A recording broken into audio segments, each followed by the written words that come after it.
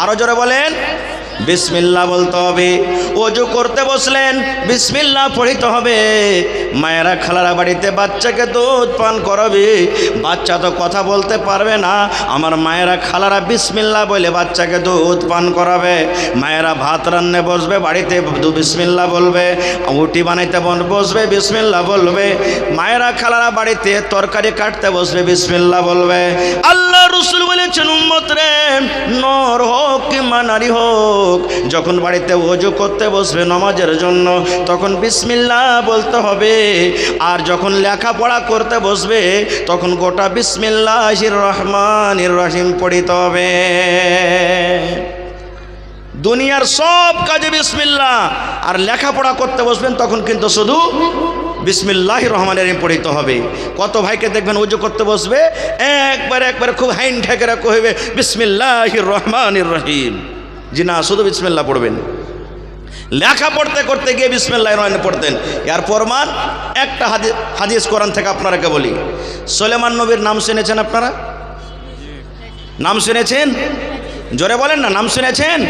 জি, সুলাইমান নবীকে আল্লাহ তাবারক ওয়া তাআলা এত পাওয়ার দিয়েছিলেন, পাখি, এই যে পাখি, ছাগল, বকরি, বিচ্ছু, পোকা, পাখি, দুনিয়াতে যত কিছু জীবজন্তু সবারই ভাষা বুঝতে পারেন।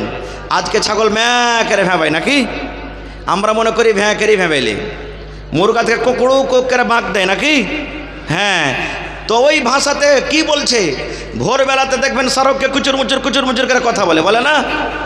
আমরা হয়তো বলছি যে এটাকে ভাষা, কিন্তু সুলাইমান নবী জানতে পারতেন কি বলছে। লম্বা ঘটনা, ছোট্ট করে বলছে, একদম মানে বলছে পারছি, আমার হাতে চলে এসছে ভাই। তো সুলাইমান নবী লাই লস্করকে নিয়ে চলে যাচ্ছেন, একদিন দোয়া করবেন, কাহাত সালি পড়ে গেছে, দোয়া করবেন আল্লাহর কাছে যে আল্লাহ তুমি মেঘ দাও, পানি দাও, চলে যাচ্ছেন। কোরআনে একটা সূরা আছে সূরাতুন নামাল, কোরআনে একটা সূরা আছে সূরাতুন, জোরে বলেন সূরাতুন নামাল। নামালাতুন মানে চিউটি, পিপিলিকা, পিঁপড়া যাকে আমরা বলি। ওই কথা, ওই কোরআনে পিঁপড়ার একটা ঘটনা আছে, কথা আছে, এই জন্য আল্লাহ সূরাটার নাম সূরাতুন নামাল থেকেছেন। তো সুলাইমান নবী লাইলাস করলে চলেছেন, একদিন যেতে আছেন। এবার ধরেন হাজার লাখের হিসাবে জামাত দিচ্ছে। আচ্ছা বলেন, আমরা যখন রাস্তাতে হাঁটছি, জালসা শুনতে এসেছি, জালসা শুনতে যাচ্ছি, মসজিদে যাচ্ছি, বাড়ি যাচ্ছি, বাজার যাচ্ছি, তো আমরা ওই পাখালি, জীব জন্তু, ছাগল, বকরি, মানুষজন বাঁচিয়ে চলি, কিন্তু কোনোদিন পিঁপড়ায় বাঁচিয়ে চলেছি? এই গাড়িখানটা ভালো করে সিটে মারবে না পিঁপড়াটা ডলে যাবে, এরকম বলেছি? হানা বলেন, বলেছি? কোনোদিন বলিনি আমরা। তো সুলাইমান নবী চলিয়েছেন, আর এক পিপিলিকা, পিঁপড়ার গায়ে যে সর্দার, মালিক, মুখিয়া, নেতা যে আছে, ও অন্য পিঁপড়াকে বলছেন, রে পিঁপড়ার দল, তাড়াতাড়ি করে তো সান্ধ্যা, খালের ভিতরে সান্ধ্যা, না হলে সুলাইমান নবী ওর লস্কর যে আসছে না, বেখেয়ালিতে থাকবে আর তোরাকে কুচিলে চলে যাবে। পিঁপড়ার কথাটা সত্য না মিথ্যা?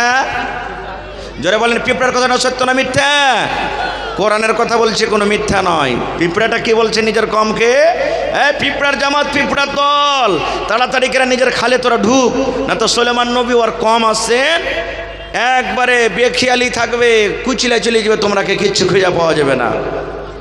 সুলাইমান নবী মুচকি মেরে হেসে বলছেন, এই দাঁড়াও, আর আগে বেড়বে না, খবরদার কেউ আগে বেড়বে না, ওখানে দাঁড়িয়ে গেলেন।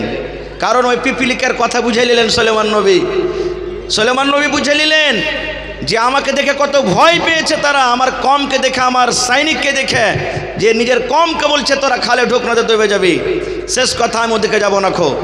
এবারে সুলাইমান নবী হাজিরি নিতে শুরু করলেন।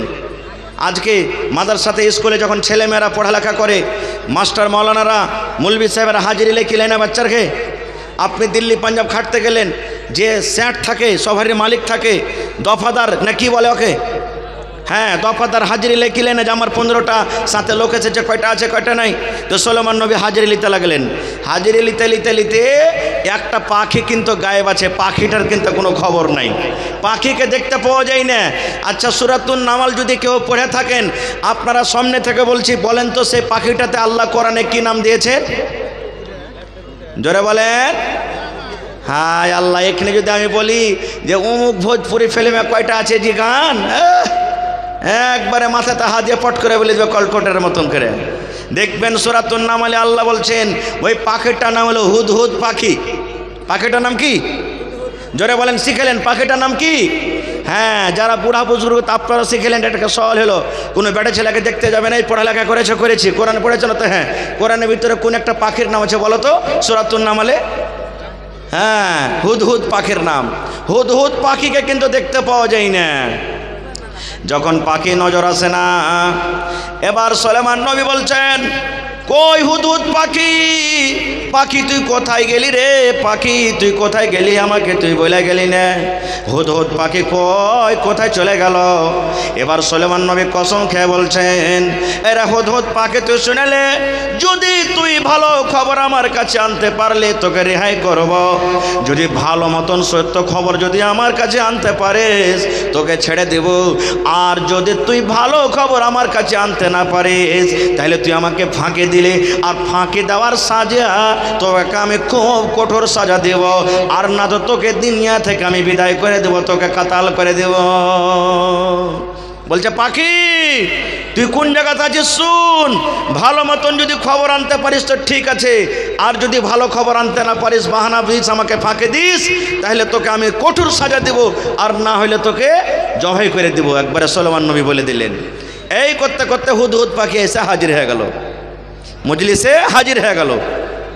যখন হাজির হয়ে যাওয়া, এবার সুলাইমান নবী বলছেন, হুদহুদ তুই কোথায় গেছিলি বল, আমাকে না জানিয়ে তুই কোথায় গেছিলি বল, বল হুদহুদ তুই কোথায় গেছিলি, বল রে হুদহুদ কোথায় গেছিলি, কোন কারণে কোন জায়গাতে গেছিলি? এবার হুদহুদ পাখি নিজের ভাষাতে সুলাইমান নবীকে বলতে লাগলেন। এবার বলেন সে পাখির ভাষা সুলাইমান নবী বুঝতে পারবেন না পারবেন না? জোরে বলেন পারবেন না পারবেন না? কেন পারবেন?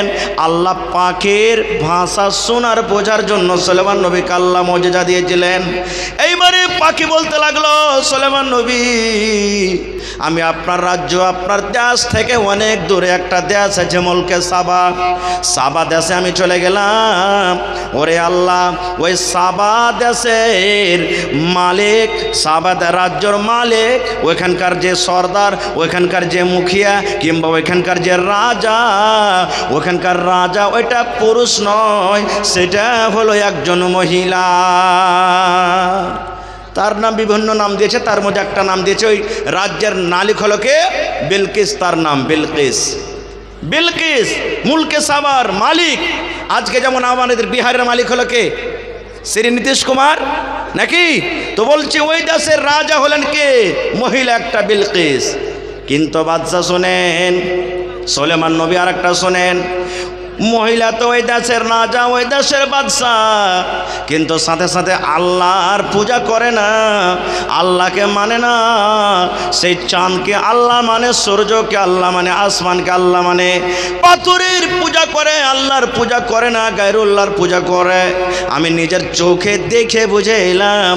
এবার যখন কথাটা বলে দেওয়া, ওরে আল্লাহ, সুলাইমান নবী তখন বলছেন, পাখি রে কি বলছিস রে পাখি, হুদহুদ তুই ভালো করে বল। বলছে হ্যাঁ জাহাপানা, আমি এটা চোখে দেখাইলাম। সুলাইমান নবী আমি নিজের চোখে দেখাইলাম যে ওই মুলকে সাবার মালিক, মুলকে সাবার বাদশাহ হলো বিবি বিলকিস, ওখানকার মহিলা। আর ওই মহিলা আল্লাহকে মানে না, ওই মহিলা আল্লাহর পূজা করে না, গায়রুল্লাহর পূজা করে। যখন বলছেন যে তুই ঠিক বলছিস না, তো হ্যাঁ বলছে, আর প্রমাণ তোকে দিতে হবে। বলছে হ্যাঁ দিয়ে দিব। বলছে কি? একটা চিঠি নিয়ে যা। ইসলামের কতখানি কাজ করছে ভাই মুসলমান দেখেন। সুলাইমান নবী বলছেন তোকে চিঠি লিখে দিব, তুই নিয়ে যেতে পারবি? বলছে হ্যাঁ চলে যাব। বলছে ঠিক আছে যা। এবার সুলাইমান নবী চিঠি লিখতে লাগলেন। চিঠি লেখো, ইন্নাহু মিন সুলাইমানা ওয়া ইন্নাহু বিসমিল্লাহির রহমানির রহিম। গোটা কোরআন মাজিদ খুলে দেখবেন, গোটা কোরআনের শুরুতে প্রথমে বিসমিল্লাহ, বিসমিল্লাহির রহমানির রহিম লেখা আছে, বিসমিল্লাহির রহমানির রহিম লেখা আছে, বিসমিল্লাহির রহমানির রহিম লেখা আছে। কিন্তু সূরাতুন নামলে দেখবেন ওই সূরার ভিতরে দুটা বিসমিল্লাহির রহমানির রহিম আছে।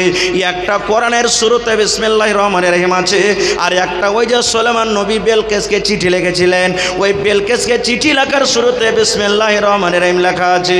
এই জন্য কোরআনে ওই সূরাতুন নামালের ভিতরে একটা বিসমিল্লাহ আপনি পাবেন, মানে সূরাতুন নামালে দুটা বিসমিল্লাহ লেখা আছে। ওদিকে আমি আর যাব না, মেলায় ঘটনাটা লম্বা আছে। আল্লাহ বাচ্চা রাখি ইনশাল্লাহ কোনোদিন বলবো। বলার উদ্দেশ্য হলো এই যে আপনি যখন লিখতে পড়তে বসবেন তো বিসমিল্লাহির রহমানির রহিম বলে শুরু করবেন। ওর দলিল একটা হয়ে গেল যে সুলেমান নবী বিলকিসকে যখন চিঠি লেখে তখন বিসমিল্লাহির রহমানির রহিম লিখেছিলেন। আরও অন্য আরও হাদিসের অনেক দলিল আছে, আমি ওদিকে যাবো না খো। তাহলে পড়ালেখা বাদ দিয়ে দুনিয়ার সব কামে বিসমিল্লাহ। এবার বলবেন হাজি মৌলানা চা খাইতে বসেছি, এই একটা চা দে রে ঝড়ু, একটা চা দে, লালটুর একটা চা দে। চা আপনি দিয়েছে বাস বিসমিল্লাহ বলেন নে, খাইতে শুরু করে দিয়েছেন, আধখানি শেষ। রে পানি দে তো হালেমার মা, পানি দে তো রে। পানি পান করতে করতে আধ গিলাস শেষ, বিসমিল্লাহ বলতে ভুলে গেছেন। ভাত খেতে বসেছেন, ভাত খেতে আপনি বিসমিল্লাহ ভুলে গেছেন। এবার কি করবেন? এবার যদি বিসমিল্লাহ না বলে শুরু করে থাকেন তাহলে আপনার হালাত অবস্থা কি জানেন? আল্লাহর নবী বলেছেন, আমার উম্মতের দল তোমরা শুনে নাও, যখন তুমি খেতে বসলে বিসমিল্লাহ বলে তুমি শুরু করবে। ভাত খাবে, রুটি খাবে, ছাতু খাবে, দুধ খাবে, বিসমিল্লাহ বলে শুরু করো। এবার যদি তুমি বিসমিল্লাহ বলে না খাও, বিসমিল্লাহ বলে যদি তুমি না পান করো, যদি তুমি খানাতে বিসমিল্লাহ না বলো, তাহলে তোমার সাথে সাথে শয়তান খানা খাবে। আপনারা জানেন আমার সাথে একটা বাচ্চা খেতে বসেছে। এবার বলেন দুই বন্ধু একসাথে খেতে বসেছেন। এবার খেতে খেতে একটা বন্ধু খেতে খেতে হঠাৎ করে থালাতে খাওয়া গলা উল্টি করে দিলে, বলেন আপনার মনটা খারাপ হবে না? হবে না? হবে না? হবে না? আপনি খেতে বসেছেন, আপনারই বাচ্চা, আপনারই জন্ম দেওয়া বাচ্চা, 5 বছর 7 বছর 10 বছরকার বাচ্চা, এখানে আপনি খেতে বসেছেন, 2 হাত দূরে পায়খানা করে দিলে মন খারাপ হবে না? হবে না? বলেন হবে না? হবে না? এই মুসলমান যদি এরকমভাবে দুনিয়াতে মন খারাপ হয় তাহলে নবীর হাদিস একটু শুনেলেন। আল্লাহ রাসূল বলেছেন, উম্মতরে যদি তুমি বিসমিল্লাহ বলে খানা না শুরু করো, তোমার সাথে সাথে শয়তান খাবে। শুধু খাবে না রে, খাবে না, ওই শয়তান যা নিজে খাবে থালা থেকে, তোমার থালিতে আবার উল্টে বমি করবে, তোমার থালিতে উল্টি করবে, আর সাথে সাথে ওগুলা তুমি আবার ওই শয়তানের উল্টি করা গলা নিজের পেটের ভিতরে ভরবে, যেটা তুমি নিজের চোখে দেখতে পাও না। এবার যদি বলেন মাওলানা বিসমিল্লাহ বলতে ভুলে গেলাম, এবার অর্ধেক খাওয়া হয়ে গেল, 3 ভাগের 1 ভাগ খাওয়া হয়ে গেল, 4 ভাগের 1 ভাগ খাওয়া হয়ে গেল, কিংবা গোটা পানি পান করা হয়ে গেল মাত্র 1 ঢোক আছে, গোটা গিলাসের দুধ পান করা হয়ে গেলে 1 ঢোক মাত্র আছে, কিংবা 1 লালা মাত্র 1 লোকমা ভাত আছে। এবার আমার বিসমিল্লাহ বলেনি, আমার মনে পড়ে গেল, এবার কি বলবো?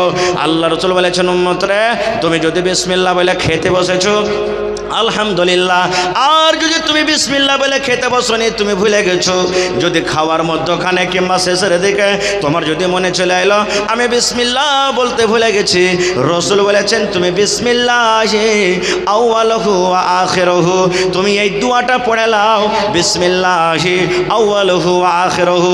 এই দোয়াটা যদি তুমি পড়ো তাহলে তোমার সাথে সাথে যেগুলা শয়তান খেয়েছে তোমার থালের বাইরে সে উল্টি করে তোমার থালি থেকে সে হটে যাবে।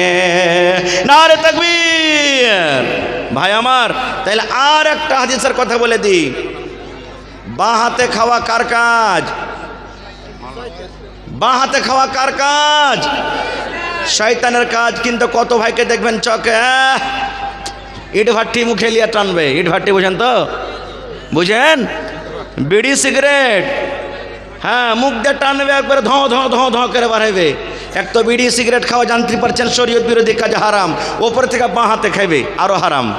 কত ভাইকে দেখবেন স্টাইল করে চা যে খাইবে ডাইন হাতে চা খাইবে না, বাঁ হাতে খাইছে চা। এগুলো শয়তানের কাজ ভাই। বলার আশা ছিল ইনশাল্লাহ বলবো, কিন্তু ভাই আমাকে একটু লাইনটা এখানে ক্রসিং করতে হবে। আল্লাহ বাচ্চা রাখি ইনশাল্লাহ বেছে নিয়ে কোনোদিন আলোচনা করব। তবে ভাই আজকে অনেক কথা আপনারা শুনতে পাইলেন। আজকে এই মাদ্রাসাতে আপনার ছেলেরা আপনার মেয়েরা পড়িতে আসছে, তারা দিন শিখছে, দুনিয়া শিখছে। আজকে যদি মাদ্রাসাটা না থাকতো আপনারা জালসা শুনতে আসতেন? জালসা হয়তো মাদ্রাসাতে জীবনে হয়তো না খো। আর জালসা না হলে আপনারা এতটি কথা শুনতে পেতেন না, না আমি এতটি কথা আপনাদের সামনে বলতে পেতাম না, আমার ভাইয়েরা নানারা এসেছেন তারাও আপনার সামনে কোনো কথা বলতো। তো ভাই আমার, আজকে এই মাদ্রাসা চালাইতে গেলে এই মাদ্রাসার সরকার, মাদ্রাসার মালিক, মাদ্রাসার গার্জিয়ান হলেন আপনারা। এই মাদ্রাসাতে সরকারি কোনো মদত, সরকারি কোনো সহযোগিতা আসে না। তো ভাই আমি আপনাদের আর সময় নিব না, কমিটির লোককে বলবো মা খালারকে পিন্ডালে চাদর দিয়ে পাঠান তাড়াতাড়ি করে, মা খালারকে পিন্ডালে চাদর দিয়ে পাঠান তাড়াতাড়ি করে। এবং আজকে 1 টাকা দেবেন, 1 টাকা নিব এই মাদ্রাসার জন্য। দেখি কোনো আল্লাহর বান্দা আছেন একটা লোক 20,000 টাকা দিতে পারবেন? একটা লোক 15,000 টাকা দিতে পারবেন, কোন এ মাদ্রাসার জন্য একটা লোক আছেন 10,000 দিতে পারবেন, এবং 5টা লোক 10টা লোক